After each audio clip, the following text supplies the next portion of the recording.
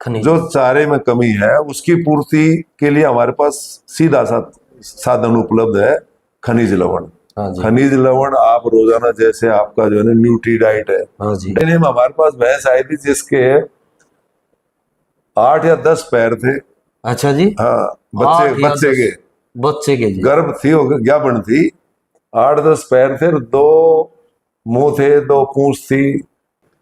तो सबसे बड़ी बात तो कि गर्मी से कैसे बचाएं, तो मेरी सभी पशुपालक भाइयों को एक छोटी सी सलाह है, और वो सभी कर सकते हैं। बिल्कुल जी। तो इन चीजों का बहुत ध्यान रखें।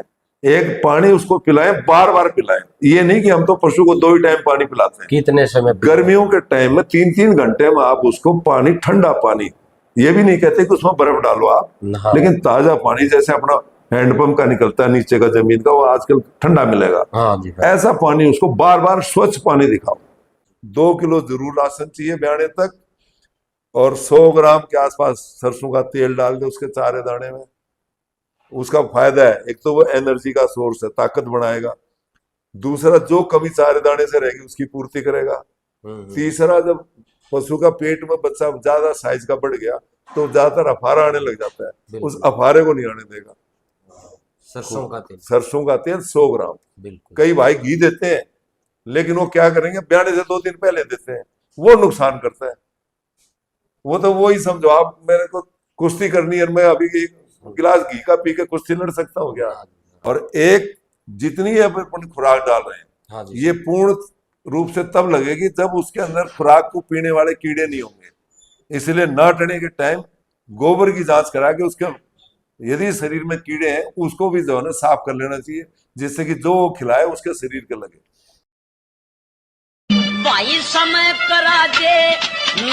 नमस्कार जी, मैं आपका भाई राहुल बुरा गोगड़िया, और डॉक्टर बोले पशुपालन की बात पर एक बार फिर सभी साथियों का स्वागत है। और मैं एक नई तकनीक आपके तक लेकर आए हैं। पशुपालनों के लिए बहुत अच्छी तकनीक है। जितने भी हमारे डॉक्टर हैं, प्रसिद्ध डॉक्टर हैं, उनके इंटरव्यू करांगे, बीमारियों के बारे में जानेंगे, और उन बीमारियों पर कैसे रोकथाम होगा वो भी आपको बताने का काम करेंगे। इससे पशुपालक के लिए लाभ होगा। तो आज हम हिंदुस्तान के बहुत ही प्रसिद्ध डॉक्टर CR चौधरी बिल्कुल हमारे बीच में पहुंचे हैं, हम उनके पास। तो इनसे जानेंगे आजकल की जो बीमारियां हैं उनका रोकथाम किस प्रकार से हो, और किस प्रकार से भाई पशुपालक को अपने पशुओं को बचा सकेगा इन बीमारियों से। तो डॉक्टर साहब नमस्कार। नमस्कार राहुल भाई, और आपके प्रोग्राम को सुनने वाले, देखने वाले सभी भाइयों को मेरी ओर से भी बहुत बहुत राम राम, नमस्ते। डॉक्टर साहब, आपको देखो सारा हिंदुस्तान भी, हिसार भी, अपना रोहतक भी, सारा हरियाणा लगभग आपको जाना तो है, फिर भी एक बार थोड़ा परिचय एक बार जरूर अपने बारे में बताओ सर। मैं सन 1980 में मैंने अपनी डॉक्टरी की जो हमारी डिग्री होती है, हाँ जी सर, जिसको हम BBSc बोलते हैं, वो मैंने सन 1980 में पास करी थी। बिल्कुल सर। उसके बाद आगे जैसे अपने मानसा की MD होती है, हाँ जी, हाँ जी, ऐसे ही हमारी MVSc होती है, मास्टर ऑफ वेटनरी साइंस। अच्छा जी। वो 2 साल की, फिर मैंने जो है ना, मेरे को वजीफा मिल गया था, एक हमारा कंपटीशन होता ऑल इंडिया लेवल का। बिल्कुल सर। वो जूनियर फेलोशिप बोलते हैं उसको। ठीक है। तो वो वजीफा मिल गया था, तो उससे फिर जो है ना पढ़ने में भी मदद मिल जाती है, आपको आर्थिक स्थिति में भी वो जो है ना मदद करता है। वो मेरे को मिल गया था, तो मैंने फिर मेरी मास्टर डिग्री भी करी लगते लगत। उसके बाद लगभग 1.25 साल मैंने उसी कॉलेज में, जहाँ मैंने डिग्री जबलपुर से मैंने की थी, बिल्कुल सर, वहीं मैंने कॉलेज में मेडिसिन डिपार्टमेंट में, जिस डिपार्टमेंट में मैंने MD करी, वहीं मैंने 1.25 साल, लगभग 1 साल 4 महीने वहाँ जॉब किया था। उसके बाद अचानक फिर मेरे दादा, मैं हरियाणा से बिलोंग करता हूँ, महेंद्रगढ़ जिले से, तो मेरे दादा खेती भी देखते थे, घर की भी लुक आफ्टर करते थे। पिताजी और चाचा सब फौज में थे। बिल्कुल सर। तो वो अचानक गुजर गए, तो फिर घर वालों ने ड्यूटी लगाई कि भाई तुम हरियाणा आ जाओ, जबलपुर छोड़ दो। ठीक है। तो फिर मैं सन 84 में मैं हरियाणा में आ गया था, पशुपालन विभाग में। हाँ जी। तो मैंने 84 से लेके और 2015 में मैं जुलाई में रिटायर हुआ था, तो SDO के पद से रिटायर हुआ। बिल्कुल जी, बिल्कुल। उसके बाद 6 साल में रिटायरमेंट के बाद अपना प्राइवेट वेटनरी कॉलेज है बहु अकबरपुर में, हाँ जी, international institute of veterinary science, बिल्कुल। उसमें मैं 6 साल अपने रिटायरमेंट के बाद सन 21 तक, 15 से 21 तक मैं कॉलेज में रहा हूँ। हाँ हाँ। तो वहाँ मैं क्लिनिक्स देखता था, जहाँ पशुओं का बीमार का इलाज होता है। हाँ जी। वहाँ में रहा। उसके बाद कोरोना आ गया।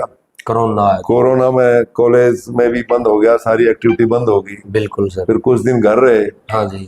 फिर सभी पशुपालक भाई जिनसे संबंध था अपना, वो बोले जी घर ना बैठो, कुछ कर लो, आपका भी टाइम पास होगा, लोगों का भला होगा। बिल्कुल। तो फिर मैंने ये बहु जमालपुर में अपना छोटा सा क्लिनिक कर रखा है। मैं यहाँ 7 से 12 लोगों की सेवाएं देता हूँ। अच्छा जी। तो पशु लेके आ जाते हैं भाई, अच्छा अच्छा। हम देख लेते हैं, ना ठीक है। हमारा टाइम पास होता है, लोगों का काम हो जाता है। बिल्कुल सर, बिल्कुल। लगातार लोगों की सेवा में चल रहे हैं। हाँ, मिल रहा है, लगातार चल रहा है, सन 80 के बाद।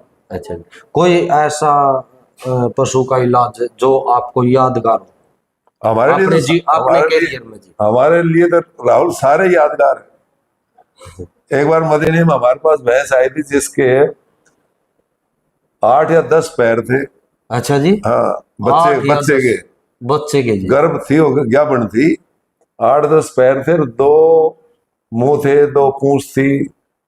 और वो हमने 3 घंटे में एक एक करके, कभी एक पैर उसका निकाला, फिर दूसरा पैर, तीसरा, चौथा, सारे हमने, फिर एक गर्दन निकाली। और वो फिर वो भैंस बची भी। बची है। हाँ, आज वो कौन सा सन की बात है? ये तो सर मेरे ख्याल से मदीना होता था, शायद 90-91 की बात। अच्छा अच्छा। हाँ, काफी टाइम हो गया। काफी टाइम हो गया सर। तो चैलेंजिंग आते रहते हैं हमारे पास, तो रोजाना ही चैलेंजिंग केस होते हैं। चैलेंजिंग वो है, अब जैसे कुछ बीमारियां ऐसी हैं जो कि पशुपालक सीधा हिसार ले जाना पड़ता था। जैसे बच्चेदानी पलट गई, हाँ जी। उसमें यदि टाइम से वो ठीक नहीं हुई तो फिर उसका ऑपरेशन होता है। तो जब हमने ज्वाइन किया था, जब विभाग में आए थे नए नए, तब लगभग ऐसे केस हम यूनिवर्सिटी में भेजा करते हिसार, हाँ, जहाँ हमारी डॉक्टरों की ट्रेनिंग होती है। हाँ, ट्रेन। लेकिन आज हम लोग उस लायक हो गए कि या तो हम उसको खड़े को ही ठीक कर लेते हैं और बच्चा निकाल लेते हैं, बच्चे निकाल, या उसको जितनी 1 या 2-3 पलटियां देनी पड़ती हैं वो करके हम उसको निकाल लेते हैं। लोगों का खर्चा बच जाता है, जानवर की जो है ना टूट फूट बच जाती है, और बहुत बड़ी सहायता लोगों को मिल जाती है। बिल्कुल सर। अच्छा सर, आज बात करते हैं ज्यादातर आज इस मौसम में कौन सी बीमारी, जैसे मैसों का ब्याने का टाइम है क्या? ब्याह का टाइम है? देखो राहुल भाई, मैं आपको बताऊं, ये अब आज मई का महीना चल रहा है, 17 तारीख होगी, 17 तारीख है। लगभग 42-43 टेम्परेचर चल रहा है। हाँ जी। तो जैसे अपने को गर्मी सेकती है, अपने को दुखी करती है, ऐसे पशुओं को भी करती है। और ज्यादा उनको करेगी जो दूध वाले हैं, दूध और जो ज्ञापन है, हाँ, कि उन पर तनाव ज्यादा है। बिल्कुल सर। उनको अपना शरीर भी मेंटेन करना, दूध भी निकालना, बिल्कुल। और ज्ञापन है तो बच्चे को भी पालना, बच्चे को। तो उनकी देख रेख और जानवरों से कुछ हटके होती है। तो सबसे बड़ी बात तो कि गर्मी से कैसे बचाएं, गर्मी से कैसे बचाएं। तो मेरी सभी पशुपालक भाइयों को एक छोटी सी सलाह है, और वो सभी कर सकते हैं। बिल्कुल जी। एक तो पशुओं को थोड़ा अंदर घर में सवेरे बाहर निकाले आप 9 बजे तक। जैसे गर्मी हो, पशुओं को छाया में, या तो पेड़ के नीचे और या फिर अपने घर में उसके कमरे में। ठीक है सर। अच्छा, वो कमरे की जो छत है वो कम से कम 12-13 फुट ऊंची होनी चाहिए। 12-13 फुट ऊंची। अच्छा जी। लोग पंखा लगा लेते हैं, हाँ हाँ, एसी लगा लेंगे, कूलर लगा लेंगे, लेकिन यदि छत छोटी है, नीचे है, तो वही गर्मी जो पशु छोड़ता है सांस के द्वारा, वो ऊपर छत के टकराएगी, वापस उसी के शरीर में हिट करती है। बिल्कुल जी। वो उसकी गर्मी नहीं निकालने देती। पशुओं का जो घर है, हाँ, या जहाँ पे वो बांधता है भाई, वहां पे ऊंचाई अच्छी होनी चाहिए। दूसरा, झरोखा जो बोलते हैं अपन, वेंटिलेटर, हाँ जी, हाँ जी, वो जरूरी है पशु के घर में। बिल्कुल सर। कि जो गर्म हवा है वो उससे ऊपर, हर गर्म, जब भी गर्म हवा होगी वो ठंडी हवा से ऊपर की तरफ जाएगी। बिल्कुल। तो वो जो है ना झरोखे से निकल जाए और पंखे से ठंडी हवा उसके शरीर पे पड़े। बिल्कुल जी, बिल्कुल। दूसरा, जिस तरफ से गर्म हवा बह रही है उससे बचा के बांधे, ऐसी दिशा में बांधे कि उस सीधी दरवाजे की या खिड़की की हवा उसके शरीर पे ना पड़े। सही। हो सके तो गीला कपड़ा वहां पे टांग दे बाहर, जिससे जो भी हवा अंदर जाएगी, जैसे बोरी है गीली करके टांग दी, उससे अंदर जो है ना हवा कंपेरेटिवली ठंडी जाएगी। बिल्कुल जी, वो बहुत बचाएगी। बिल्कुल सर, बिल्कुल। नंबर 2, उसमें जब हाँपता है जानवर, तो हाँपना समझिए जैसे क्योंकि पशु दौड़ रहा है, दौड़ रहे हैं, तो उसकी ऊर्जा शरीर की जरूरत से ज्यादा खर्च हो रही है। एक तो अपन बैठे आराम से, हाँ जी। हम भागने लग जाएंगे हाँ हाँ तो हमारे शरीर जब भी थकेगा हमारा मुंह खुल जाएगा, हाँपेंगे हम। बिल्कुल जी। इसका मतलब शरीर की ऊर्जा ज्यादा खर्च हुई, ताकत ज्यादा खर्च हुई, बिल्कुल सर। तो उसकी ज्यादा ऊर्जा खर्च होगी तो दूध पे फर्क पड़ेगा, बिल्कुल जो बच्चा है उस पर असर पड़ेगा। बिल्कुल और ज्यादा गर्मी चढ़ गई तो गर्भपात भी हो सकता है, बिल्कुल सर। बहुत ज्यादा गर्मी सेध गई तो दूध से भी जा सकता है। दूध से भी जा सकते हैं। तो इन चीजों का बहुत ध्यान रखें।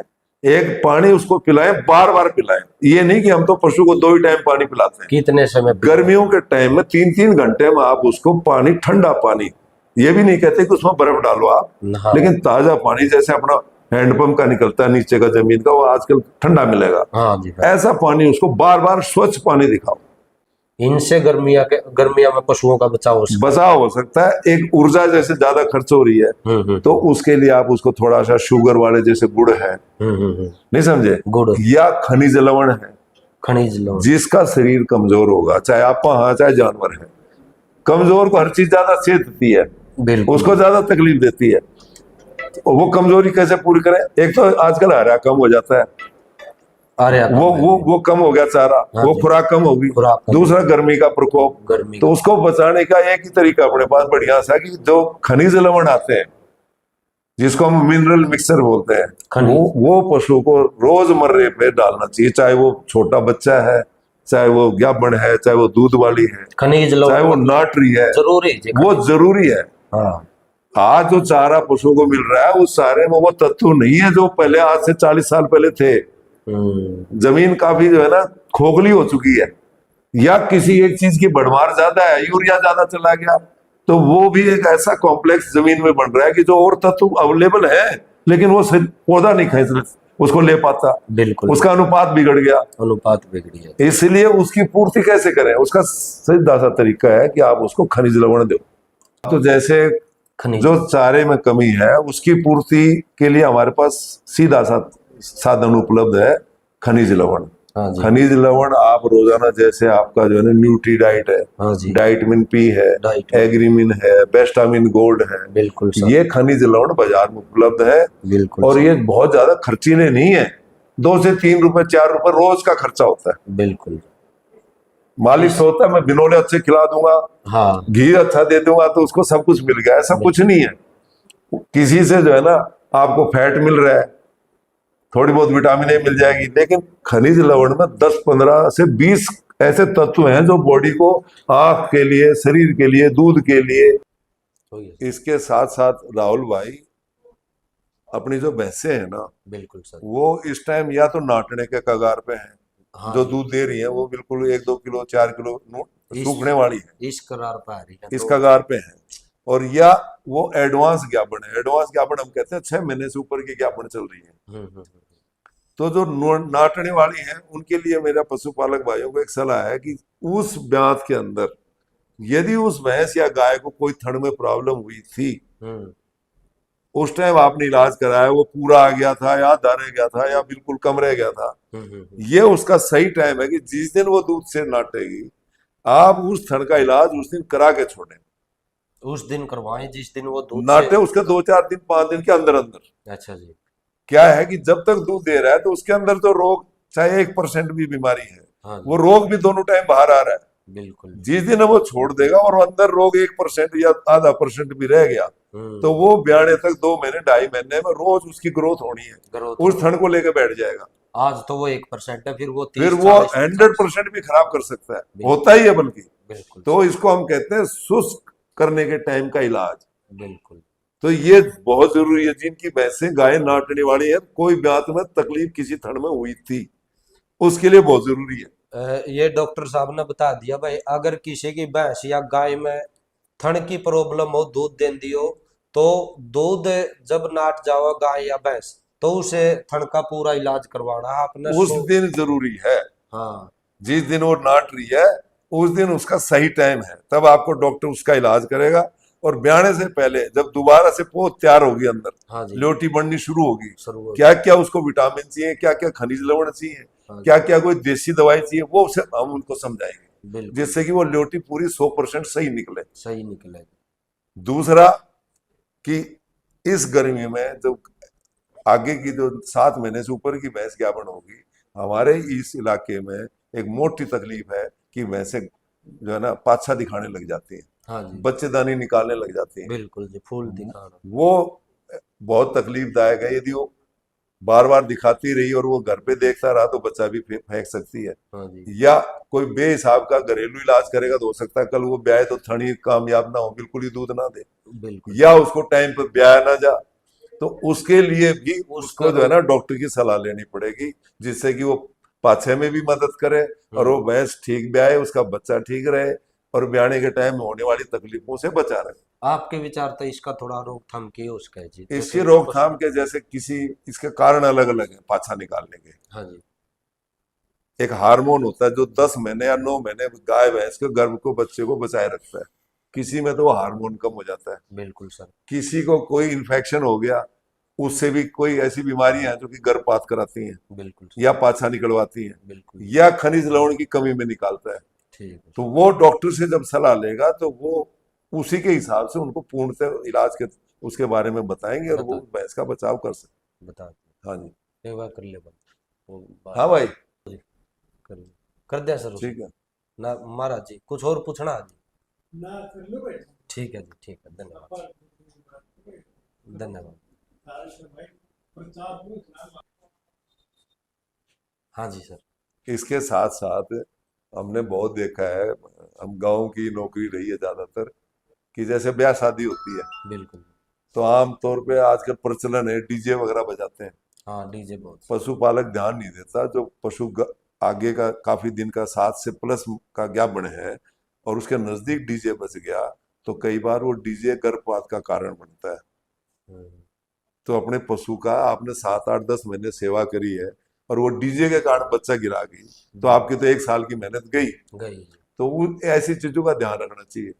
दूसरा, एडवांस क्या बने, उस पशु को दूसरे पशु से झगड़ने से लड़ने से बचाना चाहिए। बचाना नहीं तो चाहिए, उसको जोर लग गया तो बच्चा अंदर जो है ना उसको हिट कर गया तो गर्भपात कर जाएगी। बिल्कुल। या भैंस अचानक 1 2 किलोमीटर दौड़ गई, ऊपर से गर्म दिन है, गर्भपात कर जाएगी। ट्रांसपोर्ट करते हो पशु को, इधर इधर उधर ले जाते हो, खरीद फरोख्त करते हो, लाते हो या ले जाते हो, तो ठंडे घंटों में उसको लाओ, गर्मी के टाइम उसको ना चलाओ, पैदल ना चलाओ या गाड़ी में ना चलाओ, नहीं तो उसमें भी झटके लगेंगे, ऊपर से गर्मी है, गर्मी है। गर्भपात कर जाएगी। तो ये कुछ ऐसी चीजें हैं जो इस मौसम में पशुपालक को ध्यान देना चाहिए। दूसरा, आखिरी के 3 महीनों में बच्चे को भी खुराक ज्यादा चाहिए। आखिरी के 3 महीने, हाँ, मतलब 7 से 10 के बीच 7 में। से 10 के बीच में। तो उस टाइम कम से कम, चाहे वो दूध से नाट गई, 2 किलो राशन उसको जरूर रोजाना मिलना चाहिए। 2 जैसे किलो। दूध के टाइम तो वो 5 किलो, 6 किलो, 7 किलो, हाँ, 10 किलो खल भी डालता 2 है, दिन जो भी जरूर। डाल रहा है, 2 किलो जरूर राशन चाहिए ब्याणे तक। और 100 ग्राम के आसपास सरसों का तेल डाल दे उसके चारे दाने में। उसका फायदा है, एक तो वो एनर्जी का सोर्स है, ताकत बढ़ाएगा। दूसरा, जो कमी चारे दाने से रहेगी उसकी पूर्ति करेगा। तीसरा, जब पशु का पेट में बच्चा ज्यादा साइज का बढ़ गया तो ज्यादातर अफारा आने लग जाता है, उस बिल्कुल। अफारे को नहीं आने देगा। सरसों का तेल, सरसों का तेल 100 ग्राम। बिल्कुल। कई भाई घी देते हैं लेकिन वो क्या करेंगे, ब्याने से 2 दिन पहले देते हैं, वो नुकसान करता है। वो तो वो ही समझो, आप मेरे को कुश्ती करनी है, मैं अभी एक गिलास घी का पी के कुश्ती लड़ सकता हूँ क्या? वो उसके लिए मेरे को वर्जिश भी चाहिए, मुझे 2 4 महीने की खुराक चाहिए, बराबर व्यायाम चाहिए, वही पशु के साथ लागू है। तो बिल्कुल। आप उसको लगातार 2 महीने 2.5 महीने 100 100 ग्राम सरसों का तेल डालते रहो, खुराक भी मिल जाएगी, शरीर भी चिकना होगा, बच्चा बच्चा मजबूत बनेगा, अफारा नहीं आएगा। ये 7 से 10 महीने का बीच का बीच में कार्यकाल। जरूरी है। हाँ, और एक, जितनी अपन खुराक डाल रहे हैं, हाँ जी, ये पूर्ण रूप से तब लगेगी जब उसके अंदर खुराक को पीने वाले कीड़े नहीं होंगे। इसलिए नाटने के टाइम गोबर की जांच करा के उसके, यदि शरीर में कीड़े हैं उसको भी जो है ना साफ कर लेना चाहिए, जिससे कि जो वो खिलाए उसके शरीर के लगे। जो कीड़े हैं मतलब वो राशन ना ले। हमारे इलाके में है, हमने देखे हैं, वो अलग अलग टाइप के होते हैं। वो गोबर की जांच करने से डॉक्टर को पता लग जाता है कौन से टाइप के कीड़े हैं, उस हिसाब की दवाई दी जाती है। ये नहीं कि ज्ञापन है तो उसको कीड़ों की दवाई दे ही नहीं सकते, बिल्कुल। ऐसा नहीं है। वो शुरू की ज्ञापन में 3 महीने कुछ दवाई नहीं दे सकते, कुछ आखिरी के टाइम कुछ दवाइयां नहीं दे सकते, लेकिन उसके कीड़ों के हिसाब से और उसकी अवस्था देख के डॉक्टर आपको सलाह देता है, उसके हिसाब से उसको कीड़ों की दवाई दीजिए 2 किलो राशन दीजिए, 100 ग्राम सरसों का तेल दीजिए, बिल्कुल। वो पशु की सेहत ही अलग रहेगी। और दूसरा, जिस भाई की भैंस या गाभण पाछा निकालने लग जाए तो मेहरबानी करके ये ना आके कहे कि जी 10 दिन हो गए पाछा निकालते। हाँ। जिस दिन पहले दिन शिकायत शुरू हुई उसी दिन आप संपर्क करिए, नहीं तो वो चीज इतनी ढीली होगी कि उसको दोबारा टाइट करना जेब पे बहुत खर्चा लगेगा बिल्कुल, और वो आराम भी नहीं आएगा। इस बात पर थोड़ा गौर कर लियो बस। ये सारी पशुपालक। प्रैक्टिकल चीजें बता रहा हूँ मैं, जो कि आम पशुपालक गलती करता है। तो यदि इन चीजों का पशुपालक ध्यान देगा तो मैं समझता हूँ कि पशु ठीक हालत में भी आएगा, ठीक ल्योटी बनेगी, बच्चा स्वस्थ पैदा होगा, टाइम पर जेर डालेगी, और होने वाली जैसे पाछा पहले या पाछा निकालना बाद में, उससे बचा रहेगा। जो 10 महीने सेवा करी है उसको पूरा फायदा मिलेगा। तो डॉक्टर साहब ने हमें बहुत सारे उपचार बताए हैं गर्मियों से कैसे पशु को बचाया जा सकता है। अगर थन में बीमारी है तो उस थन तक कैसे बचाव किया जा सकता है। जो भैंस गात दिखाती हो, अपने देसी भाषा में कहा करें भाई गात दिखाना। अगर किसी की भैंस गात दिखाती है तो उस तक कैसे बचाव किया जा सकता है। भाई डॉक्टर CR चौधरी हमारे साथ हैं और लगातार हम अनेकों बीमारियों की वीडियो इस चैनल पर डालने का काम करेंगे। डॉक्टर से बातचीत करते रहेंगे किस बीमारी का रोकथाम किस प्रकार से होगा। तो सारी वीडियो तक जरूर संपर्क करते रहना और इस वीडियो ने भी पूरी सुनकर अपने पशुओं पर थोड़ा ध्यान रखें। और बहुत बहुत धन्यवाद डॉक्टर जी, जो धन्यवाद। आपने इतना कीमती समय आपका जो हमारे इस चैनल पर आने का काम किया सर। धन्यवाद भाई राहुल, आप सबका भी धन्यवाद। और उम्मीद करते हैं कि अपनी जो बातें अपन ने करी है वो किसी भाई के जरूर काम आएगी। बिल्कुल सर, बिल्कुल। धन्यवाद सर। ओके।